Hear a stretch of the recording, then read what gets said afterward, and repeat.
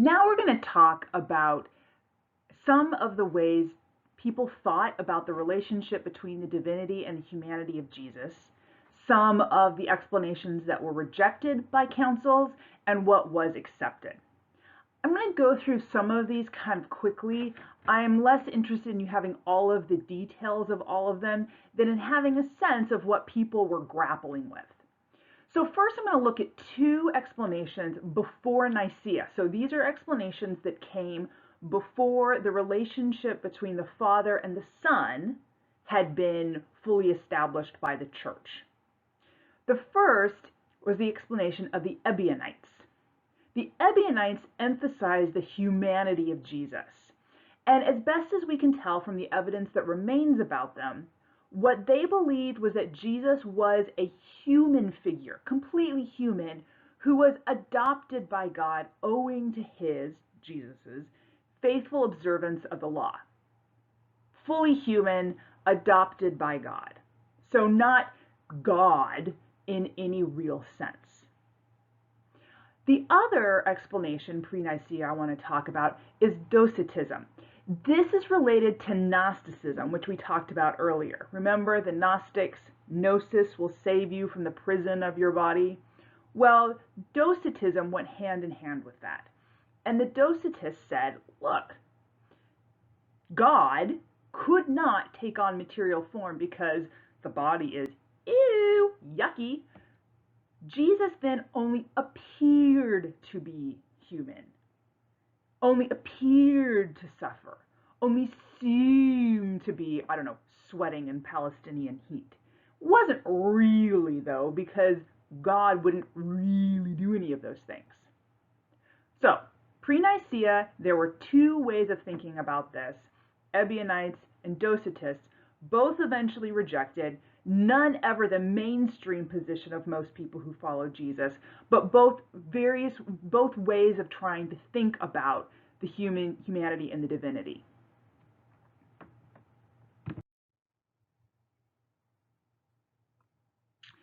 Okay, I'm going to review the Council of Nicaea again, and then we'll go on to the post-Nicaea explanations. Council of Nicaea. Part of what we have to remember about what was going on at the Council of Nicaea was that Arius, remember, 3, Logos is created, was that Arius was trying to sort through what the Bible said about Jesus suffering. He, like a lot of people at the time, was very disturbed by the language that God could suffer. That seemed both beneath the dignity of God and also a problem for how people understood God. One of the beliefs at the time, and this belief is not going to change, this isn't just Arius, beliefs at the time was that God was immutable, unchanging. Suffering is a change, right? When you suffer, you go from not suffering to suffering. It's a change. And part of what Arius was saying is like, God can't undergo change.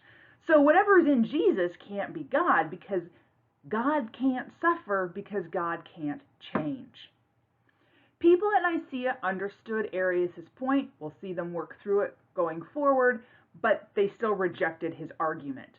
So again, Nicaea said, nope, Arius, not this. This. I'm trying to make sure I'm in the camera. There we go. So, going forward, the debates about how the humanity and divinity in Jesus are going to be debates among people, all of whom agree with Nicaea. Everyone I talk about from here on out is going to say yes to Nicaea. The Son is consubstantial with the Father. Their disagreement is about the divinity and the humanity in Jesus and how those are connected. So let's look at some explanations. Here's one. Apollinarianism. First of all, you just have to agree that the names of some of these are fun. Apollinarianism. I mean, this is the reason you study theology, so you can say fun names like this. Apollinarianism. All right. Apollinarianism was named after a guy named Apollinarius. Also, their names were cooler back then. And what Apollinarius said was this. The divine word or logos, the second person of the Trinity, who he agrees consubstantial with the Father, takes the place of the human mind of Jesus. So what Jesus is a human body where the human mind has basically been, flip open the head, take out the human mind, put in the divine logos, close head, and now you have Jesus. Human body, divine mind, divine logos. So that seems to solve some problems, right? You've got full divinity, you've got the logos, and you have someone who can suffer in his body. Jesus' body can suffer, but the logos doesn't really suffer. It's the mind, it's not the body that's suffering. The problem that was pointed out by a man named Gregory of Nazianzus, a name, again, you don't need to know, was that what is not assumed is not healed. And here, not assumptions like you shouldn't make assumptions, but assumed in the sense of what is not taken on by the logos is not healed. So in other words, if the logos doesn't take on our human body, then our human bodies haven't been healed. If the logos hasn't taken on our human mind, in the case of Apollinarius, our minds haven't been healed. What Gregory said, and the church eventually agreed with, was whatever the incarnation is, all of us has fallen into sin and corruption. God has to take on all of it in order for all of it to be healed. This only solves the body problem. It doesn't heal the mind. So the idea of Apollinarianism was condemned in 381. Okay, so what's next? Well, the next one was a position that gained a lot of traction, called Nestorianism, after Nestorius. Nestorius wasn't the only one advocating this, but he became the most famous or infamous. He was an archbishop of Constantinople, so he's not just a dude out there somewhere making up Christology. He's a leader in the church. And what he and people around him were saying was this: Jesus is the union of two natures, the divine and the human. You can see that right here. Human, divine. And it's a voluntary union. Think of it kind of like a marriage. Two people who come together in a voluntary union. What Nestorius was trying to do was to protect the integrity of the two.